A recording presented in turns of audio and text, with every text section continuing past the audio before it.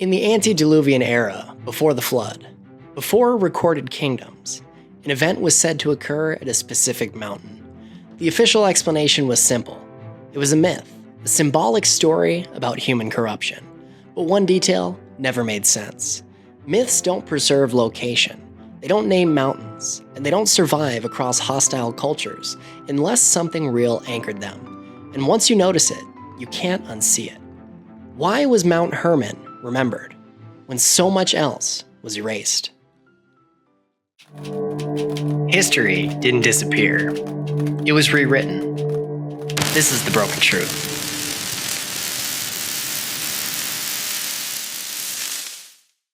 This is the Broken Truth Podcast. I'm your host, Garrett. Today's episode is titled Mount Hermon, Where Heaven Crossed the Line.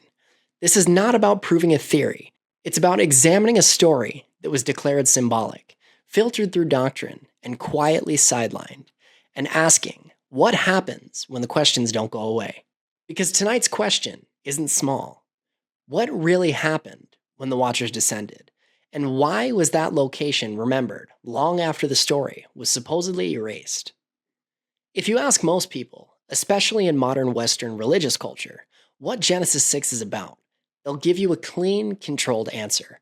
It's a warning story, a moral allegory, a snapshot of a world so corrupt that judgment followed. And in that mainstream reading, the strange phrase, sons of God, becomes a safe phrase. Something like powerful men, or the godly line, or simply human rulers.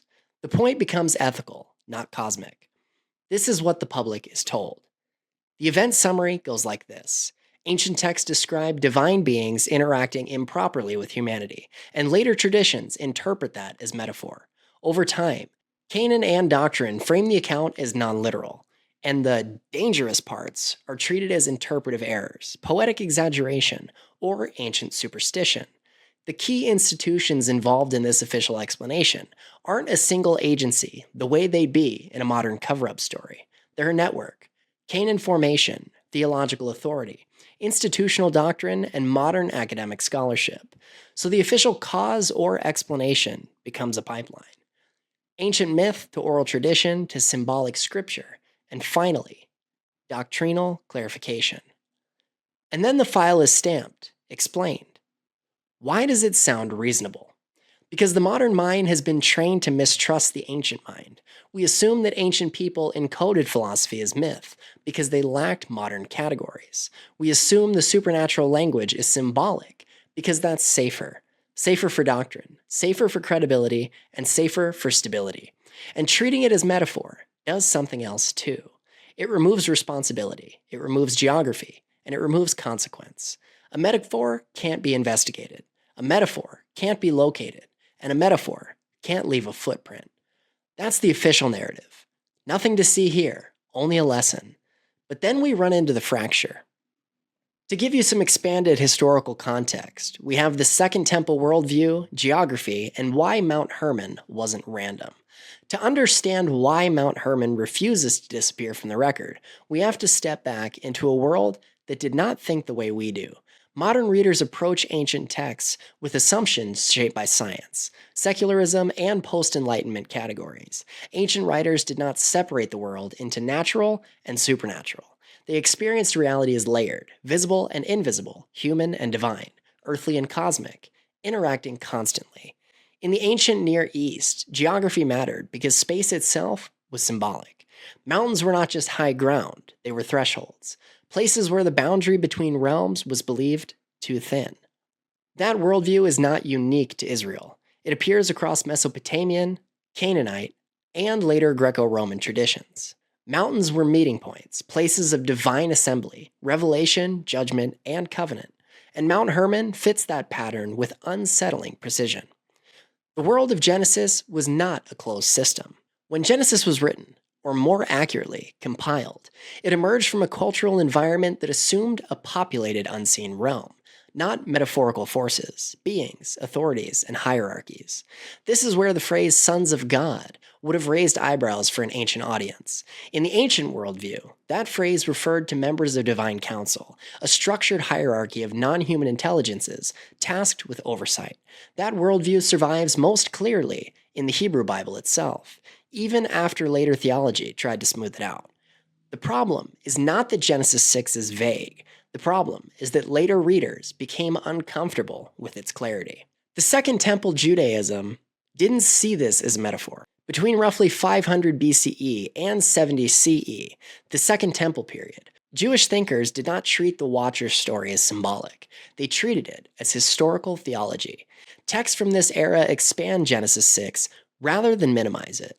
They describe the Watchers as real beings who descended, violated boundaries, and introduced destabilizing knowledge into the human world. This matters because Second Temple Judaism is the intellectual environment that produced early Christianity. In other words, the people closest to the time did not read this as metaphor. They read it as a system failure. Knowledge was the crime, not just sex. Modern discussions often fixate on one detail: illicit unions. But ancient texts emphasize something else even more strongly: instruction. The Watchers are condemned, not only for crossing relational boundaries, but for teaching humanity things they were not authorized to teach: weapons, manipulation of nature, cosmetics and enchantments, astronomy, and forbidden timing.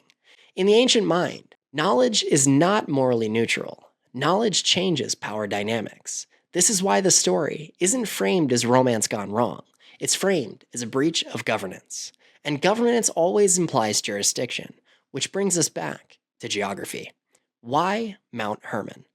Mount Hermon is not a symbolic location chosen at random.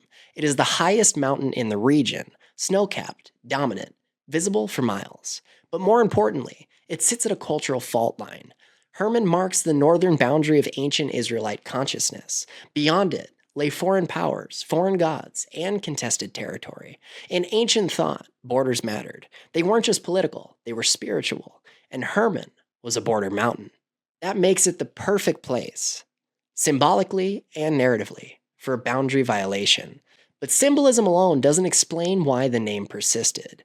Naming is an act of memory. In ancient cultures, naming a place after an event was not decorative, it was archival. Names preserved memory when writing materials failed. They encoded warnings, they marked trauma, they remembered violations. The Watcher's tradition claims the mountain was named in connection with an oath. An oath is not poetic flair. An oath is a legal act. It binds participants. It creates consequences. It assumes authority. Symbolic myths don't need legal language, but historical memory often does. Later theology had a problem. As monotheism hardened, and as institutional authority became more centralized, the Watcher's story became inconvenient because it introduces too many uncomfortable ideas at once. That not all divine beings are loyal, that authority can fracture, that heaven is not monolithic, that humanity can be collateral damage in a larger conflict. Those ideas destabilize simple moral frameworks. So the story wasn't erased, it was just reframed. Reframing is safer than deletion. It preserves the text while neutralizing its implications. By the time formal doctrine solidified, the story could be tolerated, as long as it was no longer taken seriously. Geography refuses to cooperate, but geography doesn't obey doctrine. Mount Hermon remains, referenced, named, and revisited. It survives conquest, exile, canonization, and reinterpretation. Even later biblical texts continue to gesture northward when discussing cosmic rebellion, chaos, and hostile powers. That's not accidental. It's residue. This is how ancient history gets sanitized. What we are watching in real time is a familiar process. A disruptive event enters the record. Its implications threaten existing authority. Interpretation narrows. Metaphor replaces mechanism. Geography is minimized. Questions are discouraged. The story becomes safe. But safe stories don't need this much maintenance, and safe stories don't leave behind mountains that refuse to be forgotten. And this is where the official explanation begins to fail. Not because the story is strained, but because it is too specific. Because metaphors don't swear oaths, and myths don't keep pointing back to the same mountain.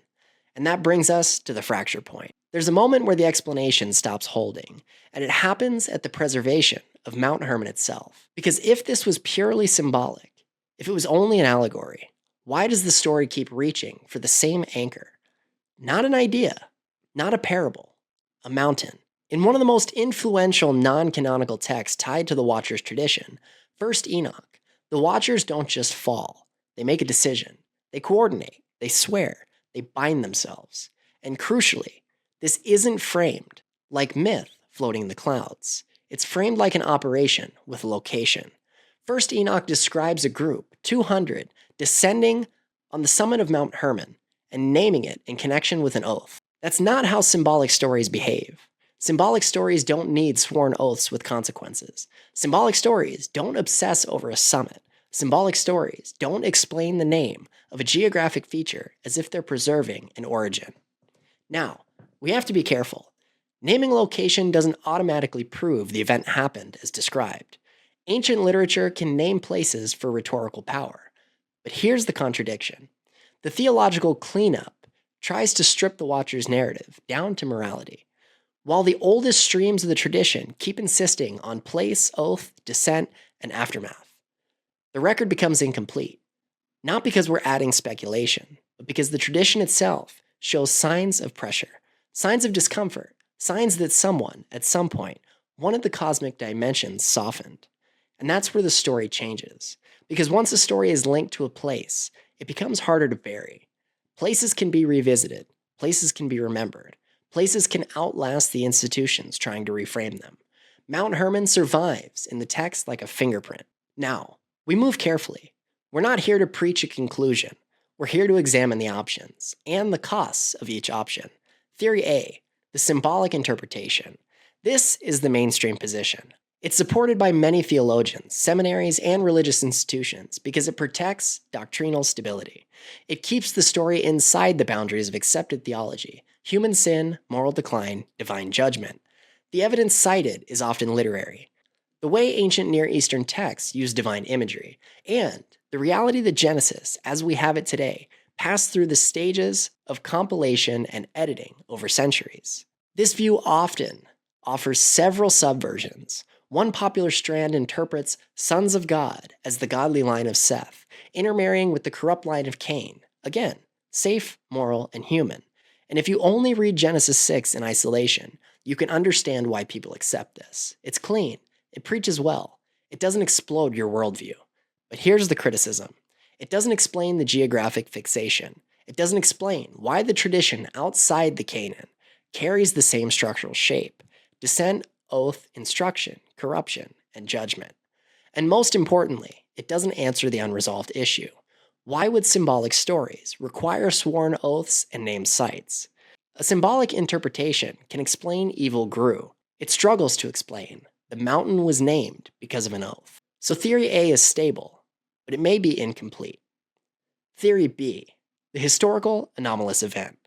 This theory doesn't claim we can reconstruct the event perfectly. It claims something else, that the Watcher's narrative preserves memory of an event later reframed.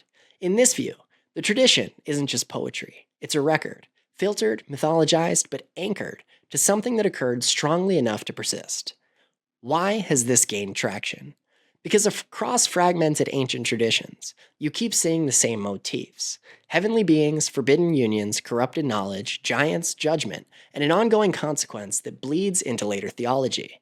And in Jubilees, another ancient work tied to this interpretive world, the Watchers are framed as beings who descended to instruct humanity, which aligns with the dangerous knowledge theme. That word, instruct, is a problem for the symbolic-only reading, because instruction implies transfer. Transfer implies content. Content implies risk. Now, what are the problems with Theory B? There's no direct physical evidence, no artifact that says Watchers were here, no indisputable archaeological signature. But the lingering question remains powerful. What was important enough to survive suppression? Because the survival of a story is not neutral. Stories survive because they are useful, or because they're feared. And this one has been treated repeatedly as dangerous. Theory C, the forbidden knowledge hypotheses. This is the version that gets ridiculed fastest, not because it's been disproven in a clean way, but because it threatens too many frameworks at once. It challenges cosmology. It challenges authority. It challenges the psychological safety of the world makes sense. In Theory C, the Watcher's tradition is fundamentally about a breach, an unauthorized transfer of knowledge and power across a boundary. It's controversial because it suggests a hierarchy in which not all heavenly beings are aligned, not all authority is clean, and not all knowledge is meant for the current state of humanity. What evidence exists? Fragmented texts, early references, the geographic emphasis, and the strange persistence of this theme that knowledge can arrive too early, and when it doesn't liberate, it destabilizes. And why is it avoided? Because even entertaining it has social and institutional cost. It gets you labeled. It threatens the boundaries of what serious people are allowed to discuss. But here's the key question it raises. What knowledge was never meant to persist? And that question, whether you believe in the Watchers literally or not, should feel uncomfortably modern. Because our world is full of knowledge that can be uninvented. This isn't an isolated case. Zoom out and you'll see the same structure repeating across centuries. Suppressed ancient texts later rediscovered. Events reframed from literal to symbolic. Knowledge restricted under the label of heresy. And the mechanism is always similar. First, the event exists in the record. Second, the record becomes controversial. Third, the approved interpretation is standardized. Fourth, alternatives are treated as fringe. And finally, the story survives anyway, but only as a rumor. Different centuries, different languages, but the same structure. The same institutions appear again and again, religious authorities and academic gatekeepers, each with legitimate reasons for caution, but also with incentives to preserve stability. The same explanations repeat: metaphor, myth, and non-literal. And the same outcomes show up: limited access, restricted discourse, and a story that can't be fully investigated because it has been turned into something untestable. Now, here's the twist. Mount Hermon isn't just ancient. It's still a strategic, contested, and heavily monitored mountain in the modern world, because geography doesn't stop mattering just because the story got old. Mount Hermon's summit straddles borders and has been treated as a strategic observation point in modern conflict. So the mountain survives in two worlds at once, as an ancient name that refuses to disappear, and as a modern high ground that powerful institutions still fight to hold. That doesn't prove the Watcher's narrative, but it reinforces the theme. Places like this become magnets for story, power, and control, because high ground always matters, whether you call it military or mythic. So why does this story create resistance? Why does Genesis 6 feel like a locked door in so many communities? Because belief isn't always about truth. Sometimes it's about stability. Authority bias is real. If the institution says settled, most people stop asking. Not because they're weak, because society requires trust to function. You can't independently verify everything. Fear of social cost is real. Questioning certain interpretations can come with labels: heretic, conspiracy theorist, unstable, and uneducated. People avoid that pain.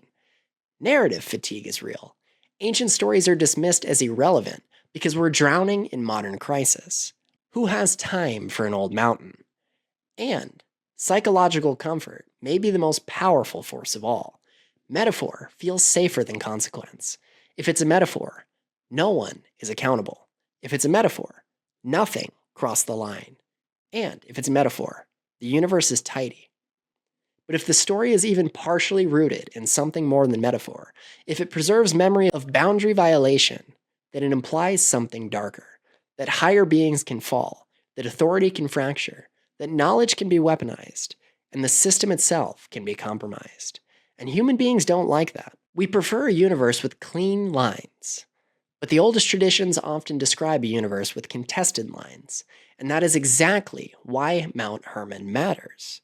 Because it functions like a scar, a location remembered because it marks a breach. So here's some questions with no answers. Why was this story geographically anchored? Who decided it was symbolic? Why did discomfort follow its preservation? What happens if the official version is incomplete? Why does First Enoch insist on an oath at a summit if none of it was meant to be taken seriously? Why do parallel traditions preserve the theme of instruction, knowledge transfer, if the story was only ever moral poetry? Why does the record keep circling the same mountain? And if the safe explanation is correct, if it's metaphor, why does the metaphor behave like a map? This episode isn't asking you to choose a theory. It's asking you to notice a pattern. Because the real issue isn't what people believe. It's who decides which questions are allowed.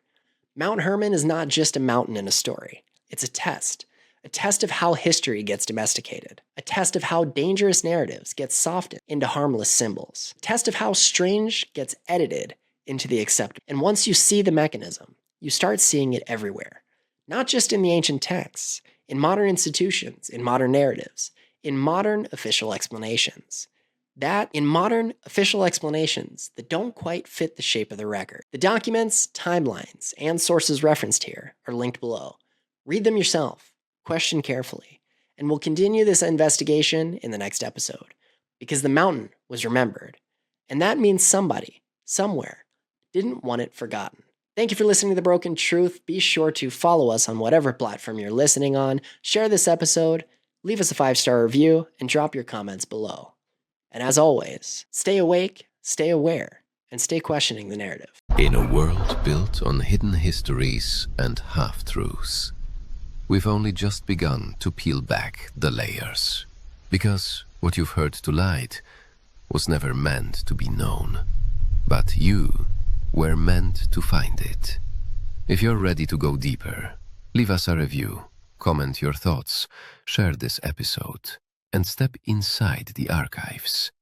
Join the inner circle, where the real evidence is kept. This is the broken truth, because the truth isn't whole, it's broken.